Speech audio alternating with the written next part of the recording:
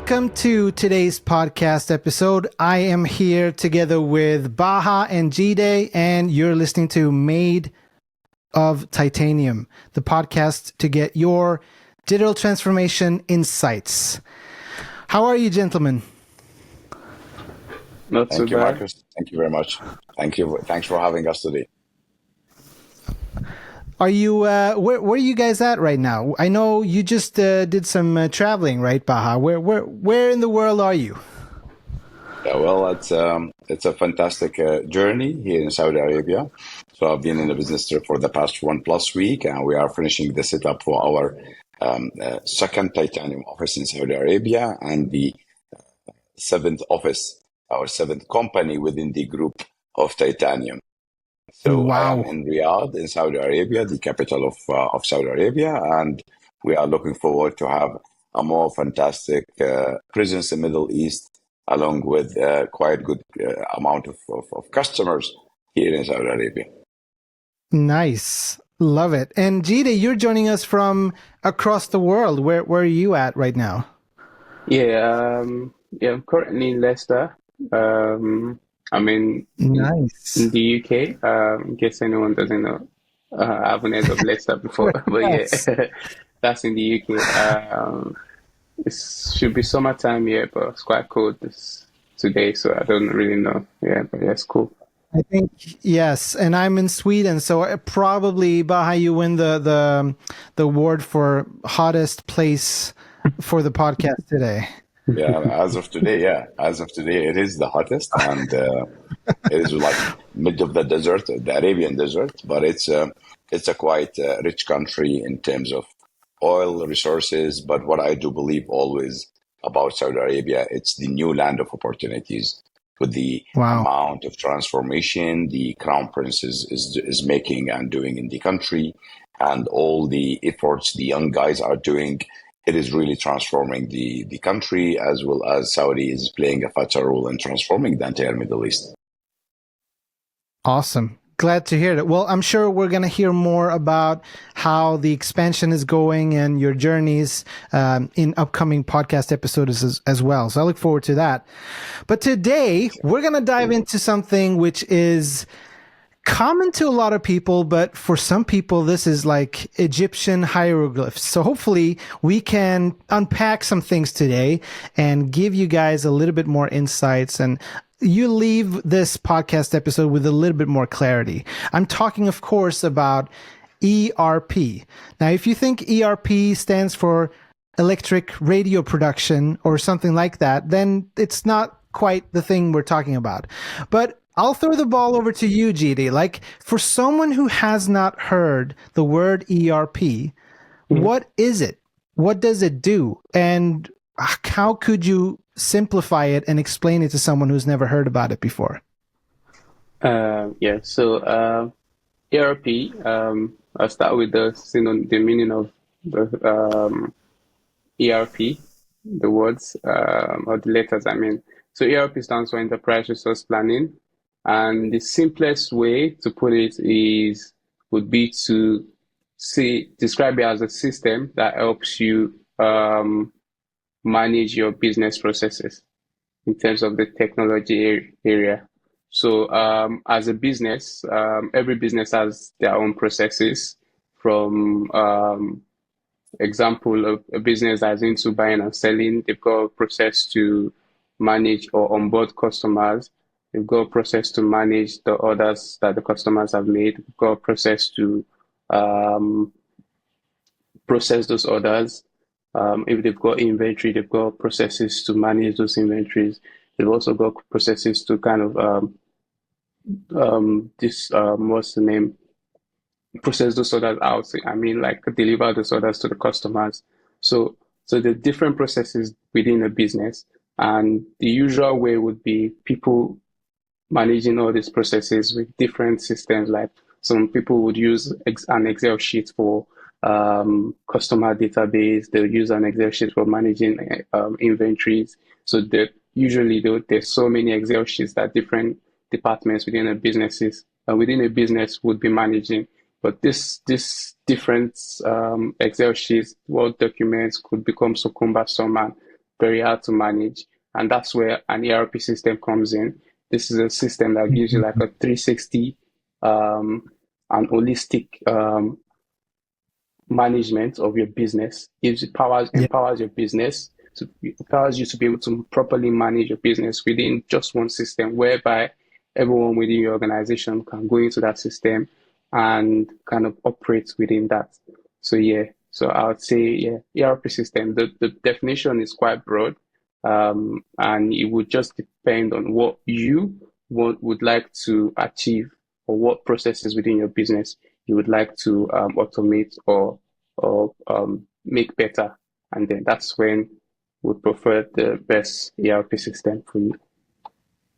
Awesome. Well, I can tell, Jide, you're a consultant. That was a brilliant description and explanation. If we have any of our listeners who are currently sweating because they're using Excel spreadsheets for everything, then hopefully we can guide you out of that and get you to see some of the potential with a proper ERP system. I would go to you, Bahaa. Have you seen the effects that a proper ERP system can have for a business? Like, what does it do? What can it do for a business? Can it transform a business to intensify revenue, or like what could the effects be of a proper ERP system in place? Okay, thank you, Marcus, for this question. Actually, it's a brilliant question, because when we talk as entrepreneurs, or when we talk to the entrepreneurs about the impact of ERP, we always claim it will reduce cost, it will optimize to create efficiency in your processes, may increase your revenue. And the truth that all of these statements are right. But what is so unique about ERP? And once it get implemented right, what it does, as what Jide was explaining, it is a resource planning, right? Enterprise resource planning. And the word resources speaks of everything you do within that organization in terms of financial resources, in terms of your materials and items and goods you either sell or buy, or services you sell or buy, or projects you are executing. That is resources. And it speaks of your vendors, speaks of what you pay for, what you collect money from, and it speaks about your banks and your cash and all of your assets you may have as an organization. And when you look at it as an entrepreneur or as a C-level or C-suite person, you need to have visibility. So, Marcus, what actually is causing most of the ERP's projects either to fail, or many of the statistics which shows, and the recent research we have done in Titanium, more than 65% of the customers, they are not utilizing the ERP to its potential. They are not utilizing due to multiple reasons, and they are not getting the benefit. And we will come to that maybe in another discussion or in another forum. But the reality is having visibility over your resources, having visibility over your extra stock, which you keep stocking, would definitely lead you as a decision maker in taking some decisions and being proactive in either reducing the stock value or reducing the stock you are stocking, or maybe looking at your collection. Where are the customers who are not paying? So you can sustain your cash flow. You look at the vendors, if you are paying the vendors faster or slower, and how does that is impacting your cash flow. Looking at your bank position, looking at your financial position, looking at your revenue being generated from the sales processes, looking at your expenses, your employees' cost, salaries cost, rent cost, any other kind of costs. And all of these components are resources within the organization. ERP should help you have visibility over that. ERP is not going to create a new customer for you or reduce the cost by itself, but it gives you that visibility in order to take a decision. Now, the more clarity people they have and the more visibility they have, the more accurate decisions they take. Now, many clients or many of our clients, they successfully manage to expand and grow their business, either in terms of increasing revenue or reducing cost, by optimizing their processes to have more visibility in order to take a better decision.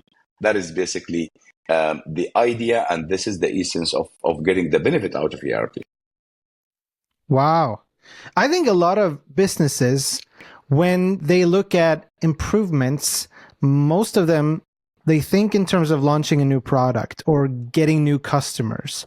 But an ERP Correct. system, it just sounds like a very logical way to intensify what is already working and fixing the glue in between that you might not have seen as a CEO or focusing on your department specifically. But 100%. Jide, 100%. Jide, if you were to say, what are like the 3 or 4 main reasons why businesses struggle to implement an ERP system? What would you say that could be? Yeah, there's so many reasons why a business would struggle to implement ERPs, but off the top of my head, I can think of um, basically the way people would kind of resist change. So change resistance within an organization. Most times people want to stick with what they already know. And yeah, so it takes quite a learning curve, especially when you're introducing a new system into an organization where they've been used to doing something a particular way for a very long time. So you have to actually convince them that what you're actually bringing in is going to provide value. It could be cost, the cost of implementing a new ERP system. That could also be a constraint for that organization. That's two. It could also be it could also be the maturity of the business process within the organization. So obviously, technology would only help you when you've got a mature business process. So are they the people that need to do those specific tasks? Are they being empowered, or do they actually know what they should be doing? Because even if you implement the system and they don't know what the process should be, the system is not going to work itself. If someone needs to actually be doing, someone needs to actually be doing stuff, and it needs to be monitored. So, so again, that's another reason why people struggle with implementing ERP systems. And also, I would say the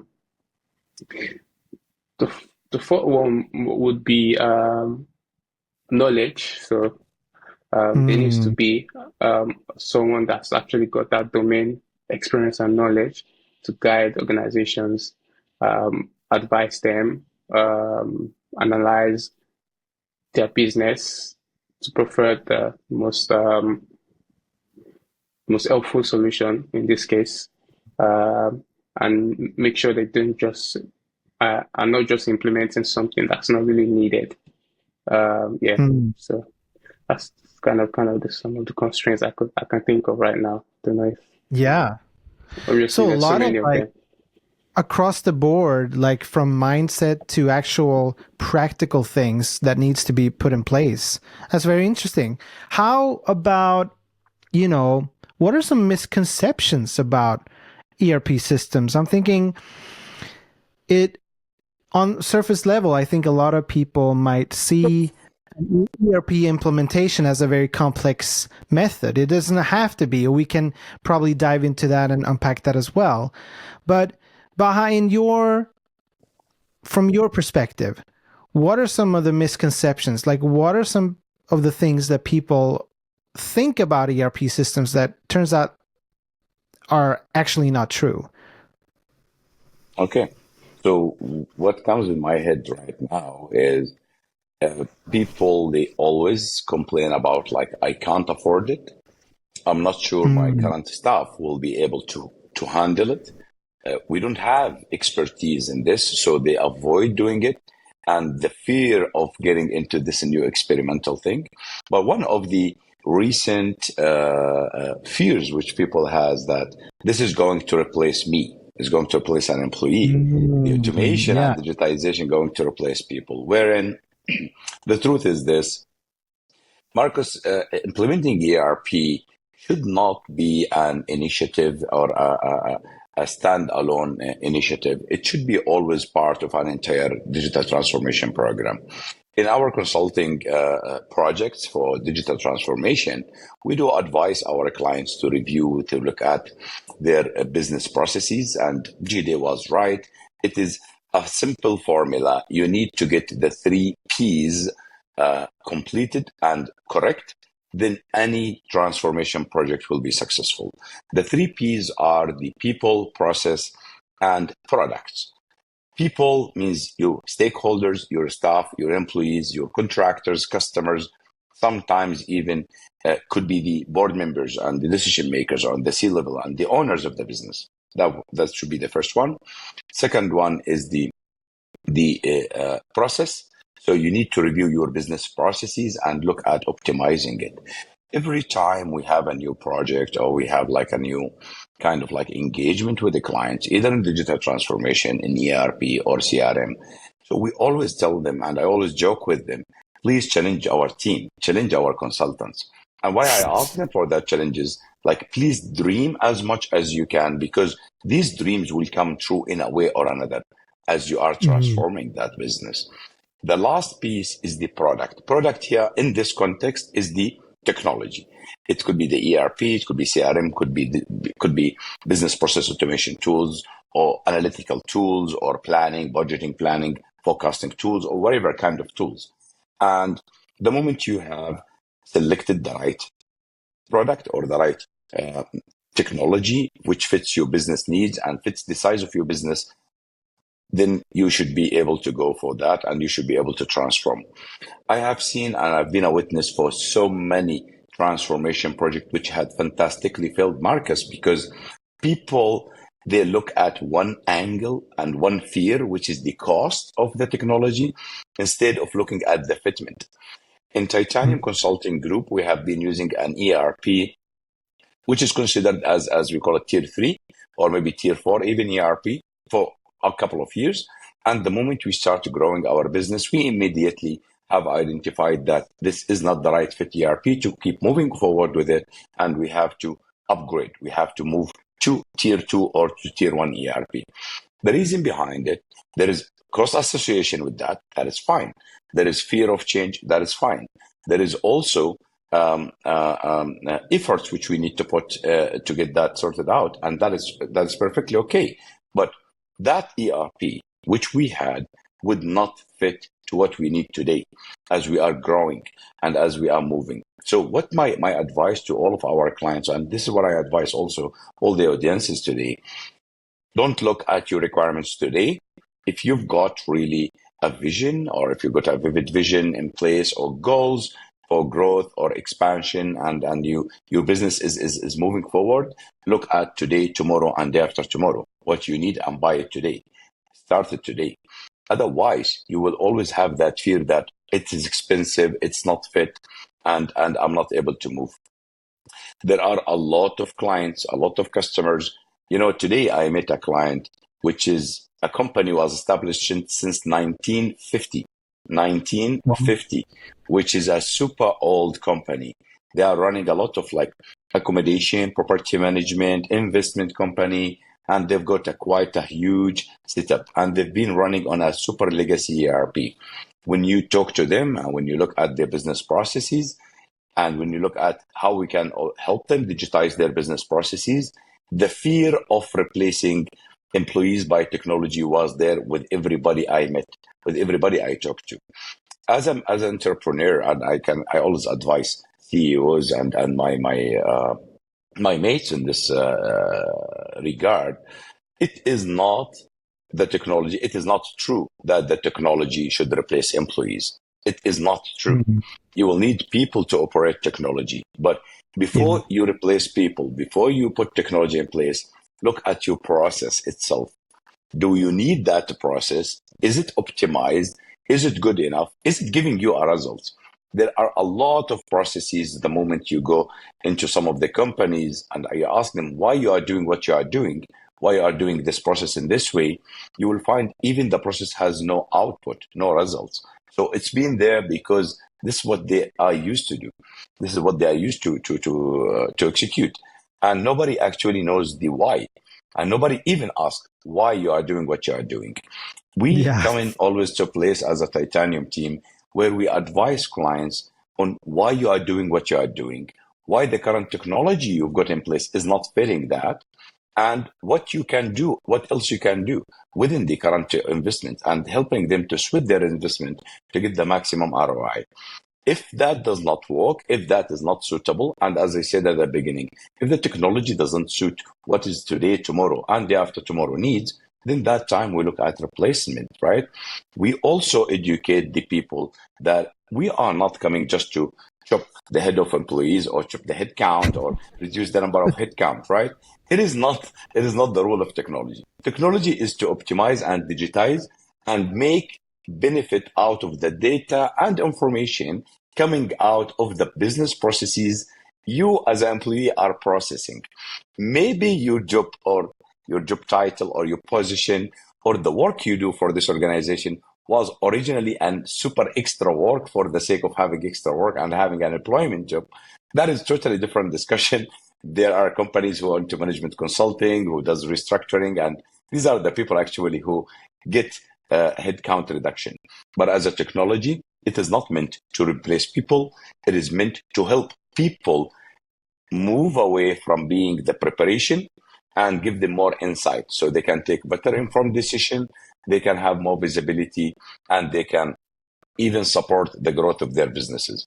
So these are the types of fears, and either by the business owners or by the employees themselves, and or even by the C-suite level. C-suite level, sometimes they have the fear. People who usually have the fear, they may have also something they are hiding, right? There could be some other things going on in their background, and uncontrolled processes they are enjoying, or they are taking advantage of something. But most of the time, it is just like the fear of like technology is coming to replace us, while it is actually, it's not the rule of technology. That's the idea. Right. Wow. Hopefully we're making a good case for ERP systems. I'm thinking we have two sort of avatars that are listening right now.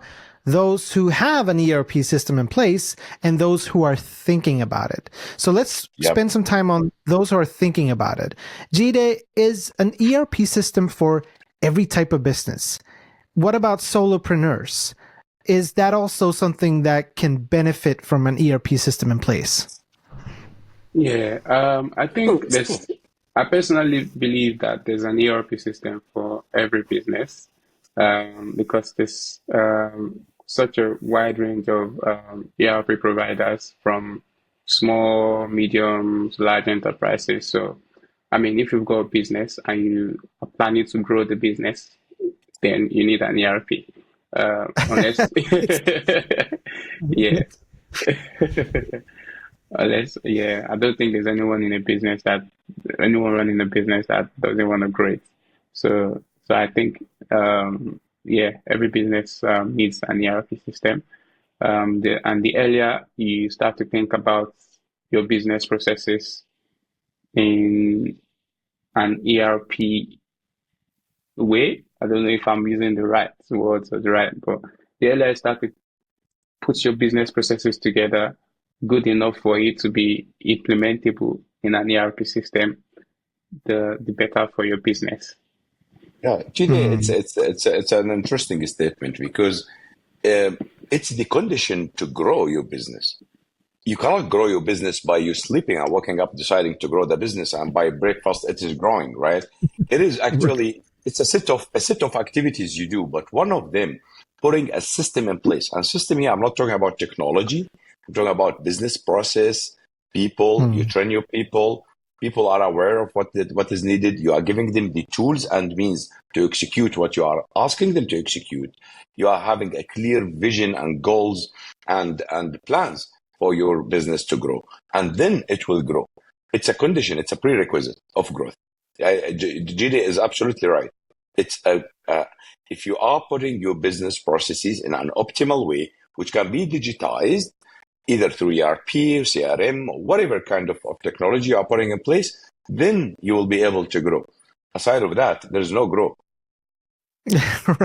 Right.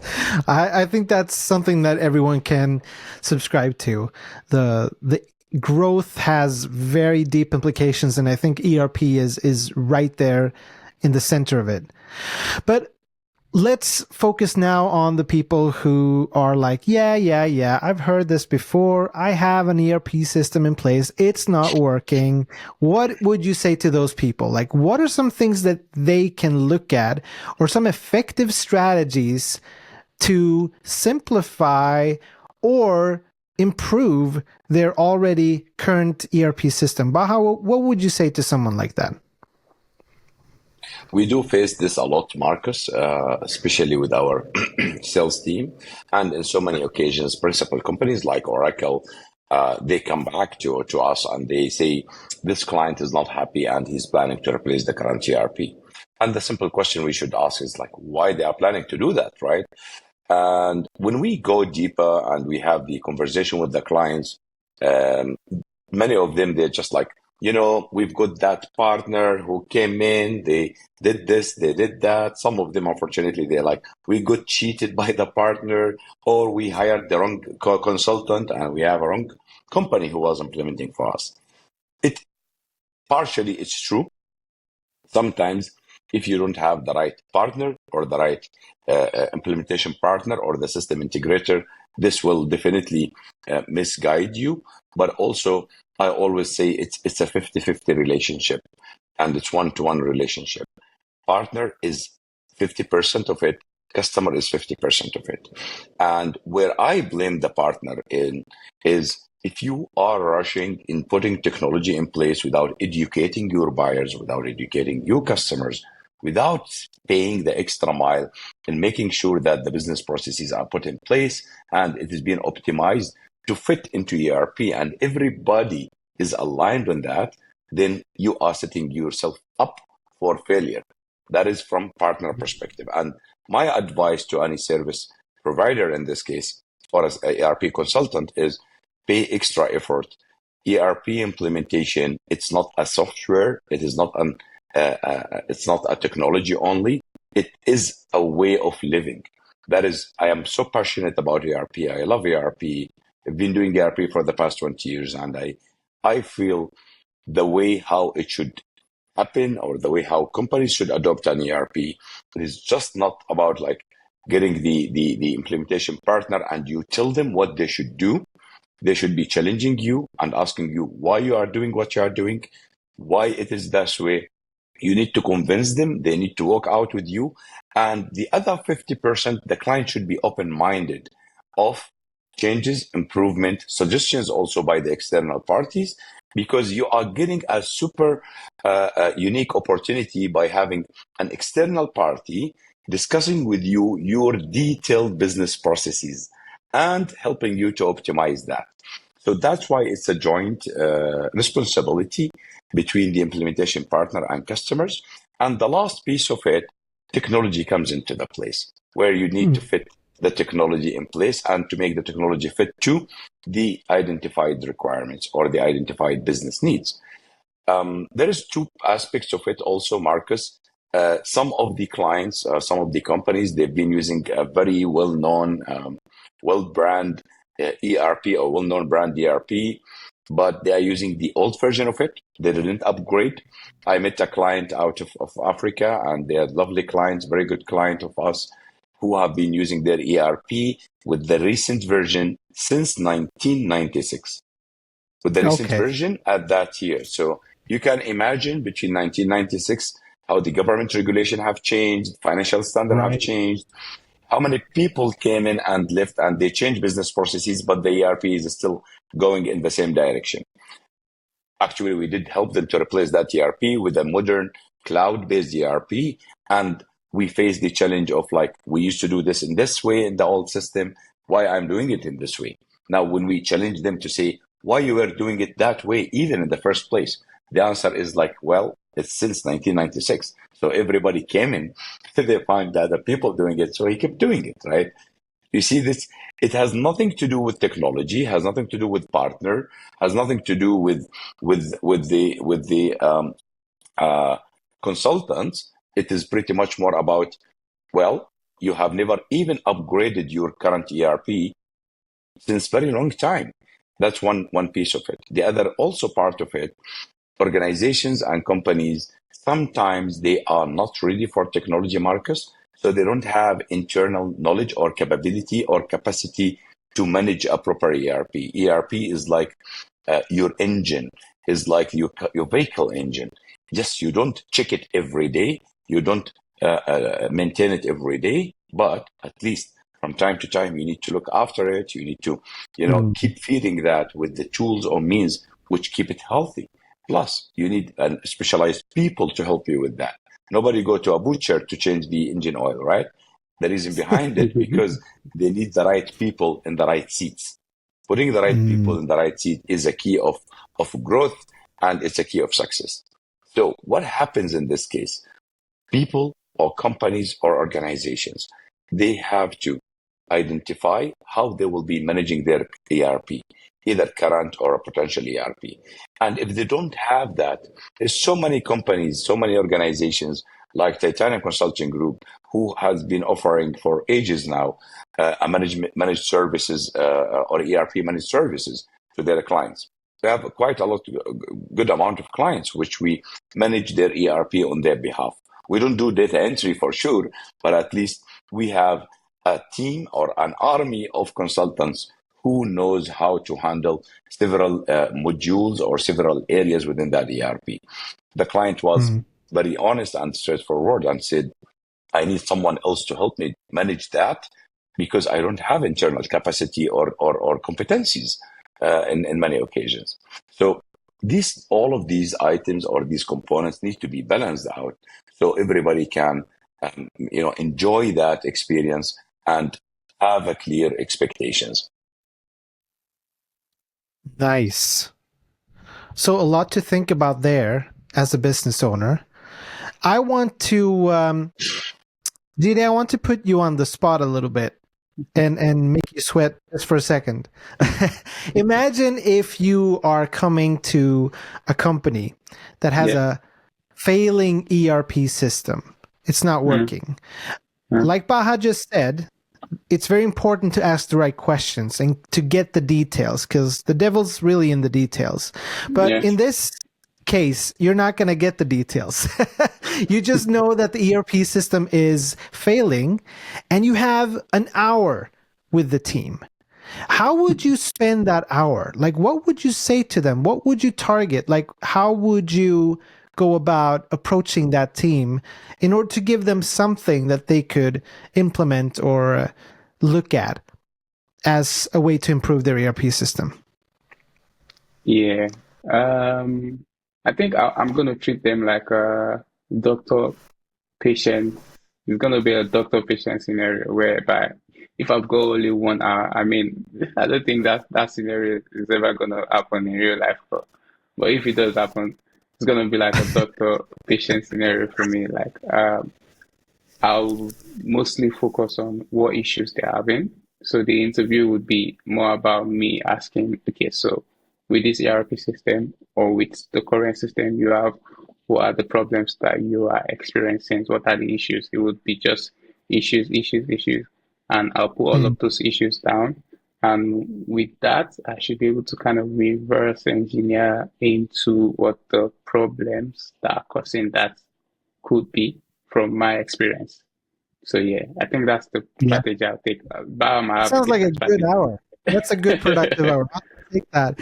But imagine what are some of the effects or like symptoms or what do we call it? Like if someone has a failing ERP system, and they know something is wrong, but they don't know exactly. Obviously, you as a consultant, Jide, you come in and you ask the right questions and you figure out, you get clarity on the problem. That's why you are where you are. But what can be some of the symptoms or the effects that someone might already be recognizing, but doesn't know that that is actually caused by a greater problem? Like, what would you say are some of the things that people might be experiencing that is actually part of a bigger problem with a failing ERP system? I'd say incorrect data and reports. That's a big one. Interesting. Why is that important? Yeah, what did you say? Why is that important? Like someone might not think that data and reports might be, connected to this? Yeah, so obviously your data is only as good as the source. I mean, your report, is only as good as the data, and how you're collecting it. So if you are having to clean up data a lot or having to correct incorrect data a lot, that might be a problem that needs to be looked at from whatever system you're currently using. Another issue would be the time it takes to perform activities. So activities that should be should be simple and straightforward. If it's getting too complex and people are taking too many times, especially for cases where there's like approvals needed and signatures, documentations, and so like if people are taking too long to perform basic processes, then that is also a red flag that needs to be looked at.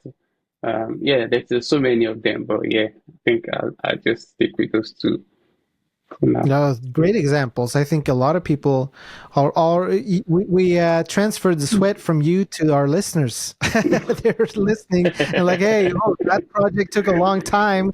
Should we probably take a look at our ERP?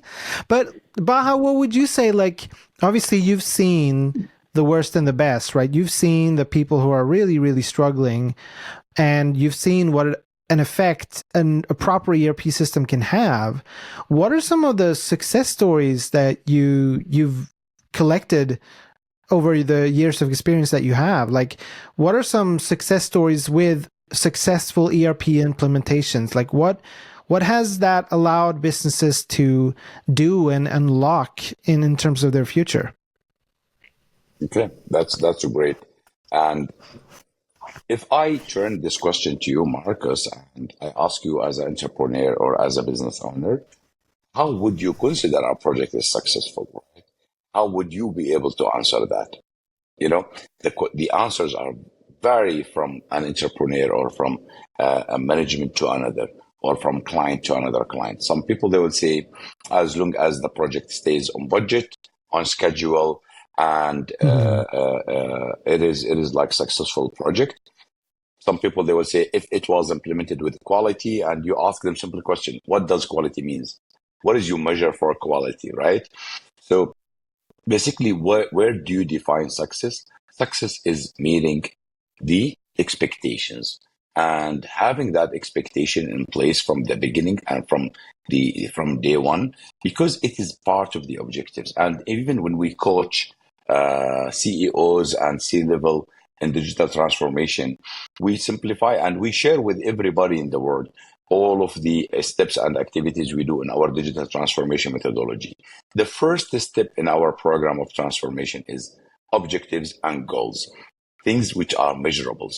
So before I start a project, I put together like my ERP implementation should help me reduce the time of, for example, or reduce the time between receiving an invoice from a vendor and paying that by 60%, or reduce it to become 1 day, or reduce it to become a specific number of hours.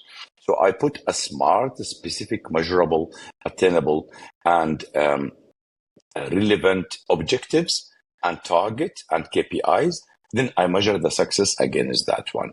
So many of our clients, Marcus, they have eliminated long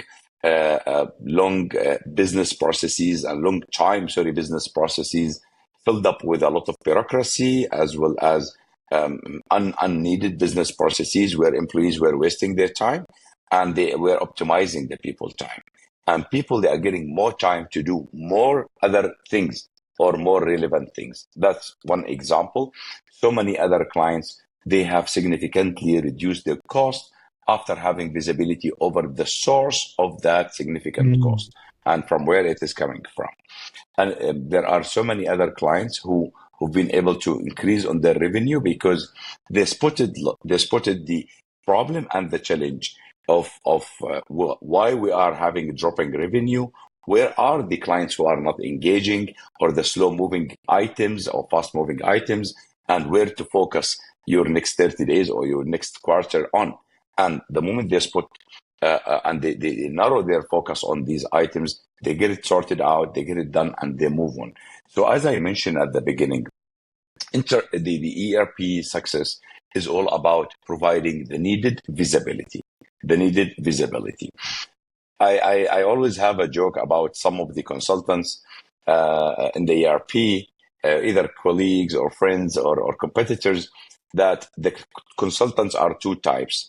Either one of them will not give any visibility to the clients, so we never meet the purpose, or they will overwhelm the business owners or the decision makers with a lot of information and a lot of reportings, and the guys, they will not use the reporting. So in both scenarios, like, it's a loss-loss situation, right? So there is no or lose-lose situation. So nobody's getting the benefit out of it.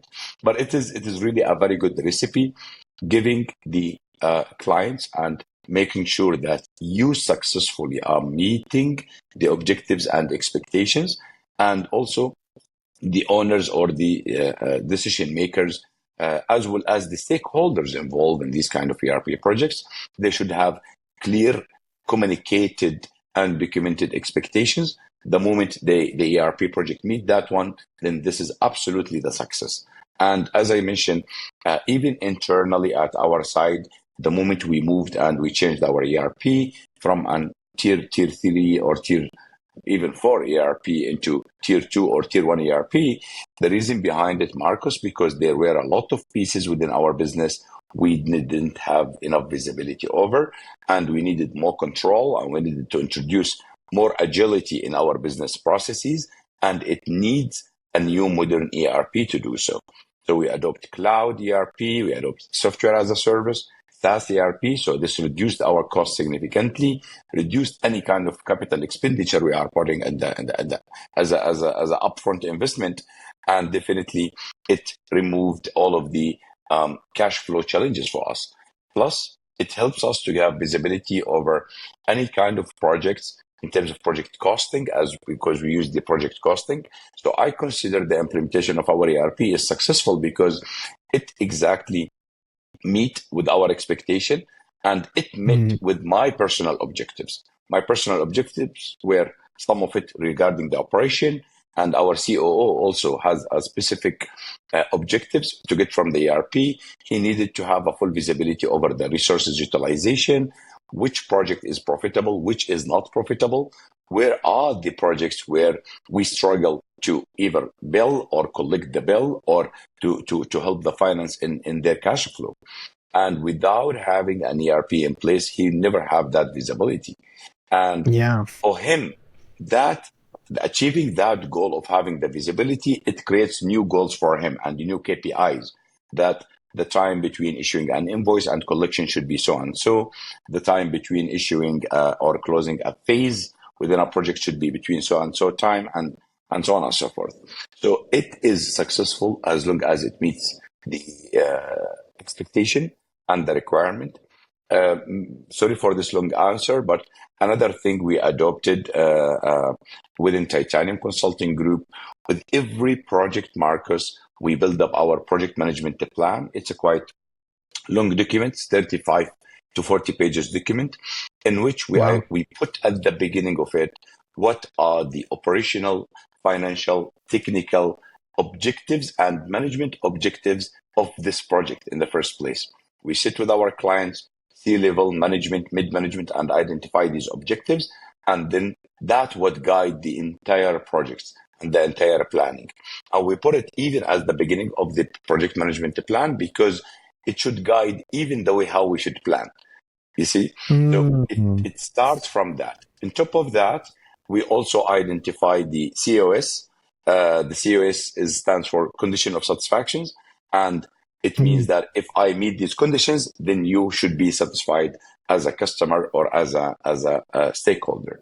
So that's the way how actually it happens. But as a matter of fact, success happens by big company. Look at PepsiCo, look at Coca-Cola, the way you look at McDonald's, the way how they were expanding. It's not because they are the best or the most tasty drink or food or burger in the world, even though they have very fantastic products, but it is more about if they were not controlling their business processes or controlling their cost, do you think they will be expanding around the world?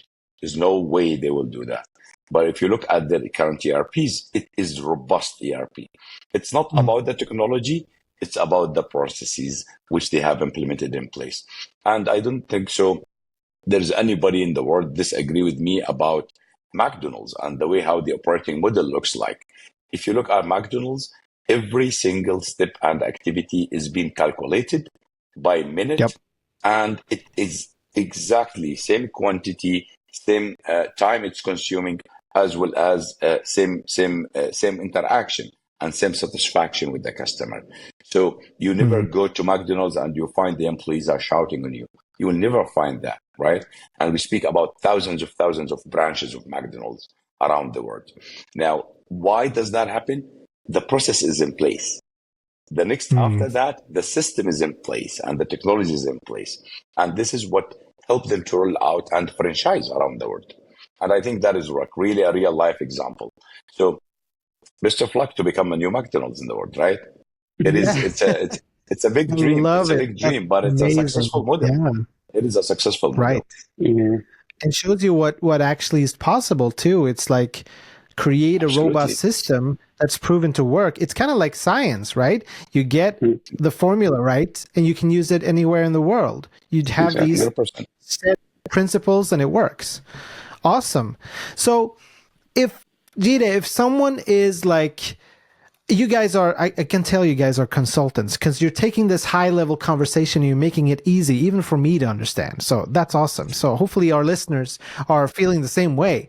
But there are always those who feel overwhelmed, right? No matter what the conditions are, it's always hard to start a new journey like this, even if it's like starting fresh or actually looking at something that you know is broken and you have to revisit. But Jide, what would you say is something that tomorrow, this is something that people can do? Does it start with the vision or does it start with the data? What would you say? I think it starts with the mindset. The mindset to want to do better. And that helps you to start to look at your business in a different way and start to see processes or ways that you want to improve it. And then, I think that's where it starts from the mindset, because if you haven't got the right mindset, then anybody, whoever anyone's saying to you, it's just going to be like, oh, I don't need this, or it's not something I need right now. So, yeah. Yeah. And I guess mindset is very low-hanging fruit for anyone, right? It just pen and paper, sit in your room, sit in your office, start aligning your thoughts, doing some thinking, and you can be on the journey too. So Bahaa, if people like what you guys are doing, if they say like, hey, these guys know ERP, I want to get in touch, where can people go to get in touch with you guys and talk about ERP and possibly doing some sort of integration with their company? Yeah, so we've got various channels. Everybody can find us on our social media, or they can visit our website, titaniumgroups.com, wherein they can fill up the contact information form. And we promise everybody, Marcus, we are not sending anybody confidential data or contact details to our marketing agencies. We use it actually to listen to them. We use it to find the time to listen to them. And definitely we keep it in a super confidential way, as we are a GDPR compliance. And we look after our clients. There's also a direct email wherein any kind of inquiries or any kind of interaction can be recorded at our side, and one of our heroes will be reaching out to the client using hello@titaniumgroups.com, as well as they will be able to reach to anybody of us. I believe we are a super accessible company. I personally respond to everybody. Send me a CV or a message or an email or a WhatsApp or LinkedIn messages even, usually with less than 24 hours, because we built a principle to one of our values actually within Titanium, to be the openness and to be open for any conversation and any kind of discussion. And we also run various kind of like webinars and seminars. So we advise them to follow our social media pages and collaterals, so they will be able to get what's new. And most likely, with these broadcasts, you will have and these podcasts, you will have your questions answered. But I think the easiest way and the simplest way, it can be through the website, or it can be through an email, or direct targeting. They can reach out to me, reach out to Jide on our social media or in our LinkedIn profiles, and definitely our team, they will reach out to them in less than 24 hours. I love it. So literally people can just send a message saying help, and you guys take care of them. Indeed. Awesome. Because think about it, Marcus, nobody will try to find you and reach out to you until otherwise he or she needs help, right? Nobody does that for fun. Nobody even would like to discuss business until otherwise they have a pain in the business. And definitely we are more than happy and willing to help. And we have been helping so many clients in Middle East, Africa, in East Europe, as well as in multiple geographies through our direct team and our direct offices. We are available in most of the MEA region countries and main countries as well. So it's always, there is a footprint for us everywhere. And we are happy to help anybody who need guidance in the process.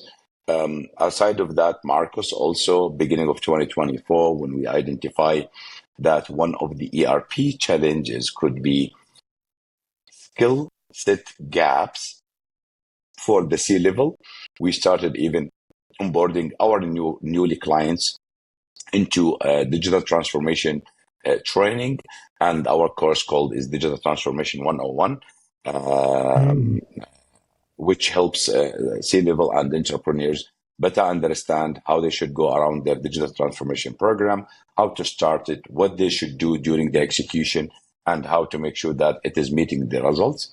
Same thing also we have been offering for various CEOs and CFOs from various clients, and many of them, they actually do business with our competitors.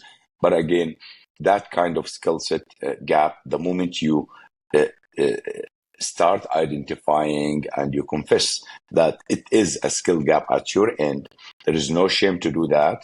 And it is impacting your mindset. And that's what Jide said. If your mindset isn't refusing the change and refusing to admit that there's a skill set gap, then you are just setting up yourself for failure. And when I say this, Marcus, and the entrepreneurs and the CEOs, successful ones who've been growing businesses, they know very well that the more you get older in business, the more you become more senior in business, the more you grow your business, the more you will define and find more gaps in your skills, where you need to fit that gaps by attending courses or finding mentors or getting some coach who can help you to do so. So a lot of different opportunities there to go on your ERP journey, whether you're starting out or looking to perfect an already implemented ERP system. Get in touch, titaniumgroups.com. It's Bahaa and Jide at your service. Well, thank you so much for joining us today, diving into this discussion of simplifying ERP. Hopefully you left with some wisdom nuggets from these two gentlemen, and we look forward seeing you next time. So this is Jide, Bahaa, and Marcus from titaniumgroups.com saying thank you and see you next time. Thank you very much. Thank you. I appreciate it.